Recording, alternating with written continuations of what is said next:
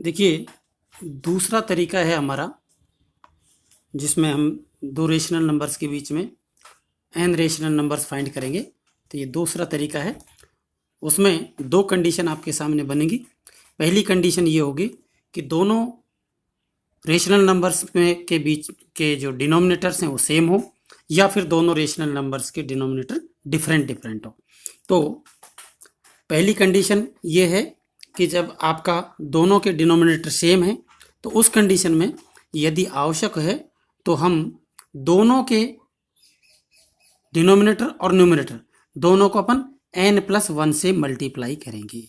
Means अगर आपको n rational number उनके बीच में इंसर्ट करने हैं तो आपको n+1 से दोनों रेशनल नंबर्स के न्यूमिनेटर और डिनोमिनेटर को मल्टीप्लाई करेंगे अगर ज़रूरत है तो।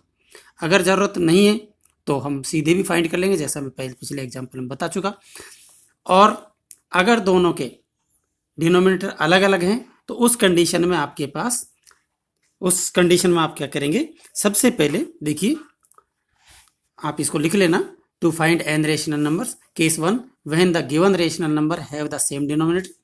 If necessary we multiply numerator and denominator of each rational numbers by n+1। ठीक है। केस टू में है कि when given rational number have the different denominators. तो यह क्या करेंगे, नंबर 1 सबसे पहले क्या करेंगे कि हम दोनों के डिनोमिनेटर्स का एलसीएम लेंगे। लिखिए यहाँ, find the LCM of denominators.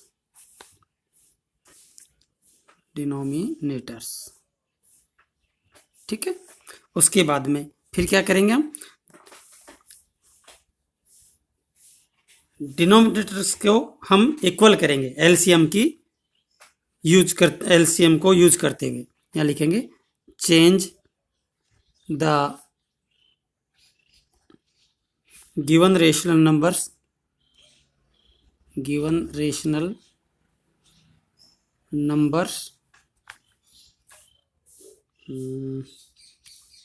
with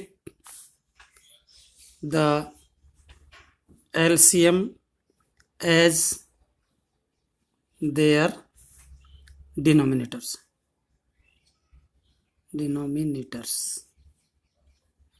okay.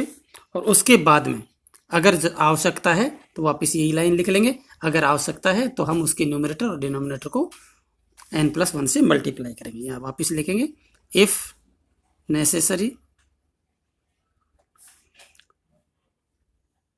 Multiply the numerator and denominator of each rational numbers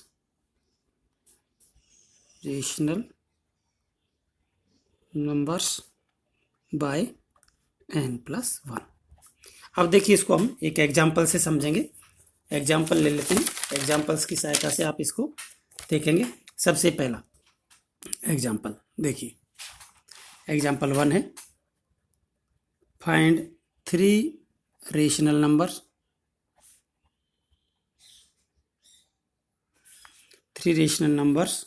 between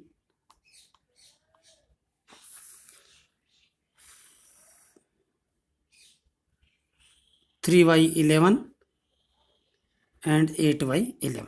अब देखिए, दोनों में डिनोमिनेटर सेम है, ठीक है ना। तो यहाँ क्या क्या हो जाएंगे, इन दोनों को अपन कैसे फाइंड कर लेंगे। देखिए, यहाँ हो गए 3, दोनों में सेम है। यहाँ आपकी अगर नंबर लाइन की बात करें तो ये 3/11 और ये क्या हो गया आपका 8/11। ठीक है। तो अब इसके बीच में देखो डिनोमिनेटर सेम है तो 3 के बाद में 4, 5, 6, ये आप न्यूमरेटर को देख लेंगे। न्यूमरेटर में 3 और 8 के बीच में क्या क्या हो सकती है। तो ये हो गया 4/11, 5/11, 6/11। ठीक है। जितने चाहे अपन, 3 की कह रहा है तो 3 लिख देते हैं, या 7/11, इस तरह से ये आंसर होगा। एग्जाम्पल 2 है, देखिए, find 3 rational numbers between 5/7 and 6/7। देखिए साहब, यहाँ देखिए आप, इन दोनों में आपको क्या कितने रेशनल नंबर फाइंड करें, दोनों के बीच में 3। तो आप लिखेंगे मल्टीप्लाई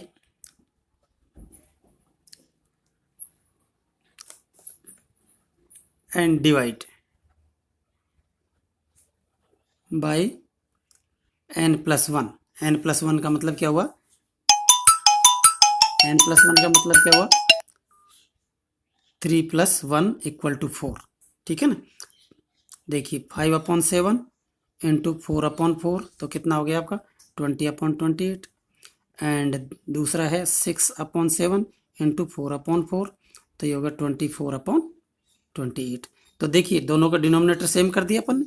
अब 20 और 24 के बीच में कौन कौन से नंबर्स हो गए, 21, 22, 23, 24, 20। ठीक है ना। तो ये आपके हो गए। तो आप यहाँ लिख देंगे सो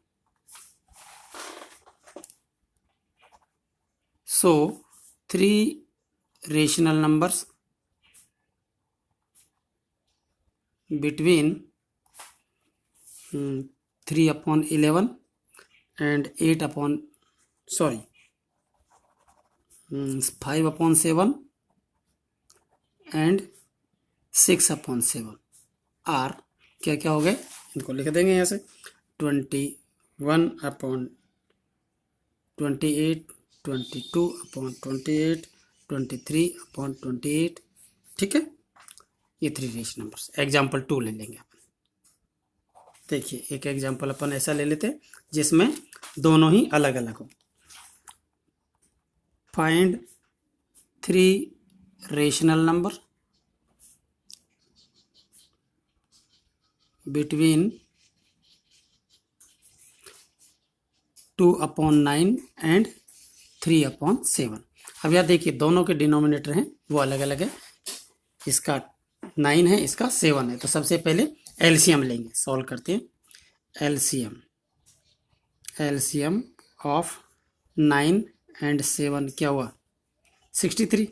ठीक है। तो 63 इनके दोनों के डिनोमिनेटर बनाएंगे। तो 2/9 इसको इक्वलेंट रेशनल नंबर में कन्वर्ट करने के लिए इसका डिनोमिनेटर ये करेंगे। तो देखिए कितने से मल्टीप्लाई करें इसको, 2/9 को 7 से, यहाँ कर देते हैं 7/7। तो ये हो गया 14/63। और ये 3/7 इसको किससे मल्टीप्लाई करें, 3/7 इंटू 9/9। तो ये हो गया आपका 27/63। अब देखिए दोनों के डिनोमिनेटर 6 से इक्वल हो गए 63। तो आप यहाँ लिख सकते हैं 14 और 27 के बीच में जितने भी नंबर्स है वो आपकी 2/9 और 3/7 के बीच के रेशनल नंबर्स होंगे। तो यहाँ लिखेंगे सो 3 रेशनल नंबर्स बिटवीन 2/9 एंड 3/7 क्या क्या हो गया आपके 15/63, 16/63, 17/63। ठीक है ना। इस तरह से ये सारे इसके आंसर हो जाएंगे। ठीक।